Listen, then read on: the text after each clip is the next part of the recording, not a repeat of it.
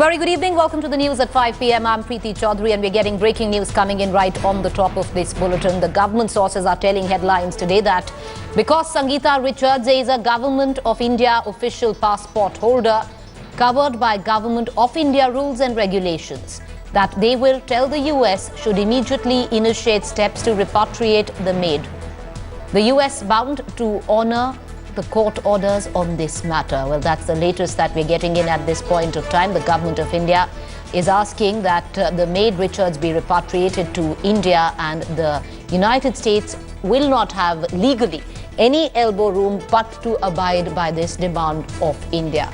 Gaurav Sawant, Strategic Affairs Editor, breaking this news and headlines today, joining us live right now. Gaurav, can you get us up to speed with this breaking news?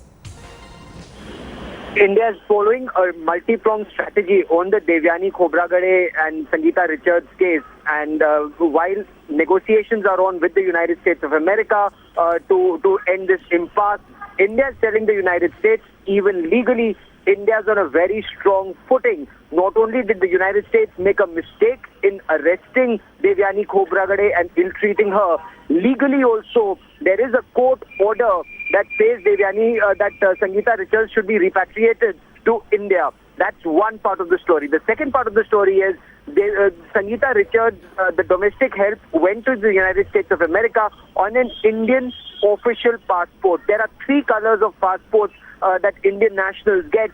Private citizens like you and I would get a blue-colored passport. Officials on duty get a white-colored passport, and diplomats carry a maroon-colored passport. And Sangeeta Richards had gone to the United States of America on a white-colored official Government of India passport, which she then destroyed in the United States of America.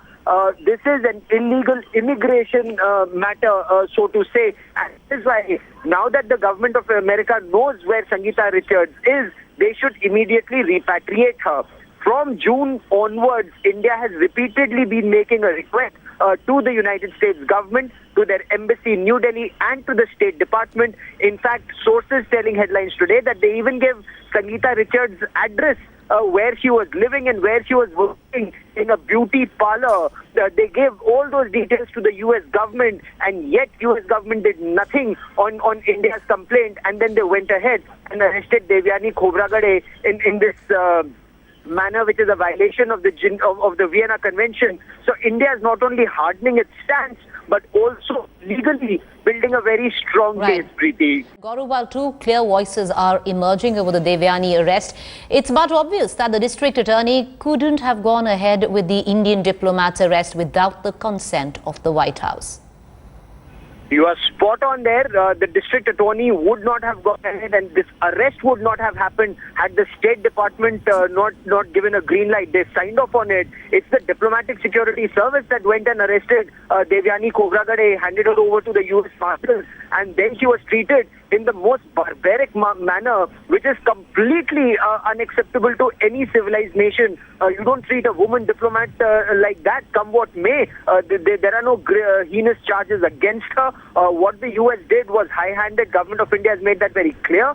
And for Government of India to back down from this position is impossible.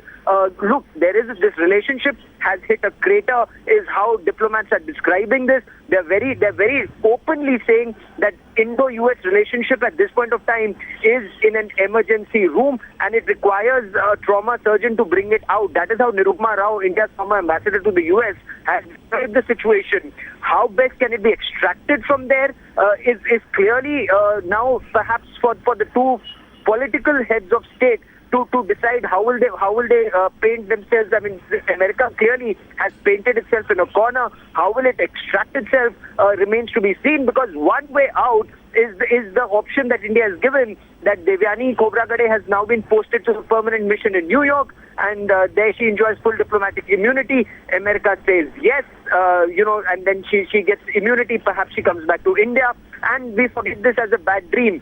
If not, the situation will steadily deteriorate from this point on.